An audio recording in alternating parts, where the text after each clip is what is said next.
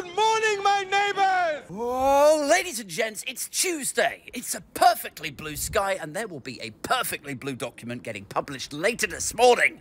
It's Tory Manifesto Day. Are you excited? Me too.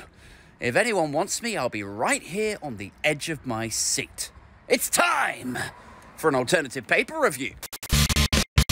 First up to The Guardian this morning. The Tory right plans to give Sunak a set of demands if the manifesto falls flat. This is a story that intellectual titans of conservative thought, like twice-sacked Home Secretary Suella and tax-dodging facilitator Robert Jenrick, are thought to be privately writing to Prime Minister Rishi Sunak with a sweetie shop checklist of policies they want to see injected, and if he refuses, they will declare him to be a treacherous Remainery wicker man before they drag him to Trafalgar Square and set fire to him accordingly as a sacrificial gift to their Faragian gods. I mean, just trying to drag this kicking and screaming back into the realms of serious political comment for a second, you understand. Why is it always the hard right of the party that gets to put out like this list of demands when something goes bad? Like Boris Johnson went further to the right when he tried to neuter the Standards Committee to get his friend off the hook, didn't he? How did that work out? They tanked by 12 points. Liz Truss went further to the right when she implemented a Tufton Street agenda and dismissed all criticism of it as just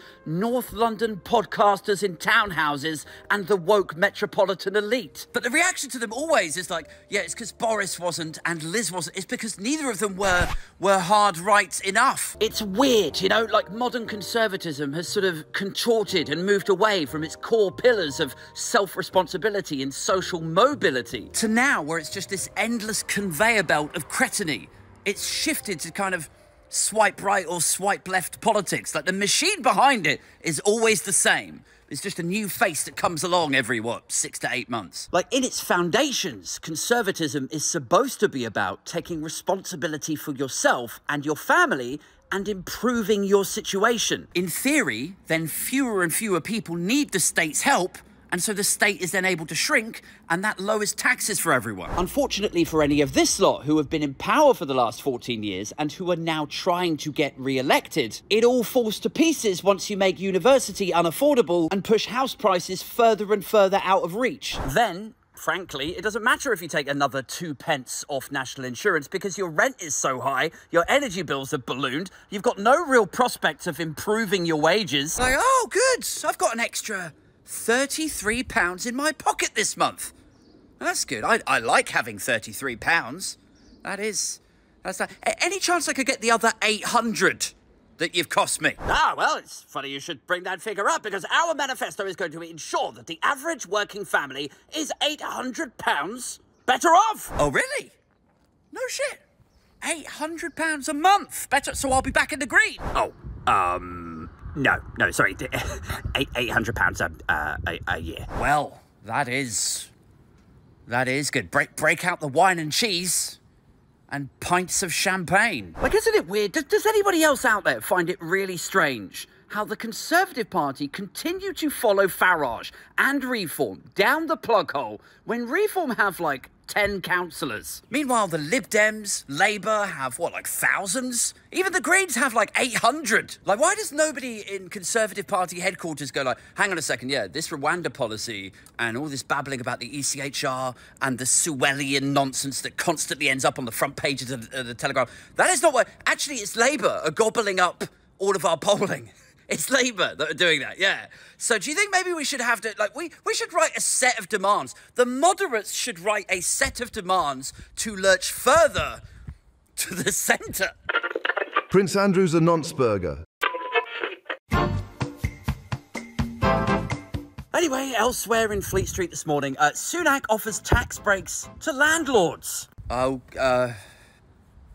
Okay. Meanwhile, the Express typically take the press release straight from CCHQ and retail it out. They are celebrating this promised 2 pence cut to national insurance. Though, interestingly, this is only 2 weeks since Jeremy Hunt himself, pushed back on the idea that they would cut national insurance further. Indeed, he told the Mail on Sunday that the fact they had already slashed significantly national insurance twice before and it had done nothing to the polling, that indicated to Jeremy Hunt that a third one was probably not likely to happen. Which is interesting, because that to me suggests that the Chancellor, the Conservative Chancellor of the moment, is actually not in charge of the fiscal and monetary policy that they're going to market with in their manifesto. And it also suggests there is some disquiet, perhaps, between Hunt and Sunak.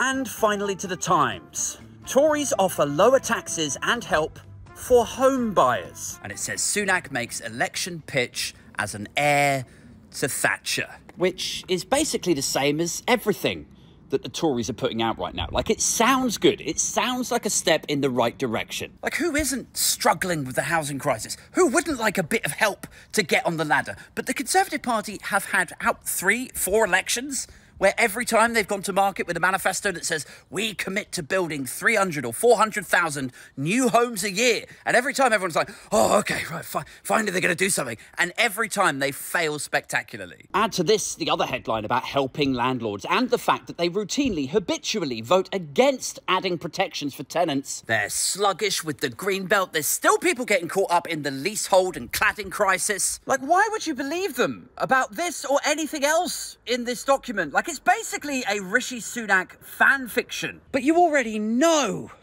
that if you did vote them in, back in July, within the first couple of weeks of them being in power, they would be like, oh, well, you know, we'll see what we can do about this stuff. But anyway, just going to go and funnel off some contracts to BP and Securicor. Right, but just checking.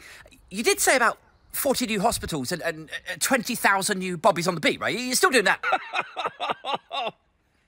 oh, sweet, innocent, sweet summer child. Oh, dear. Right. So it was all rubbish. Again. Yes. Yeah, I'm afraid so. Now, turn around. All right. Oh, there we go. When are you gonna learn?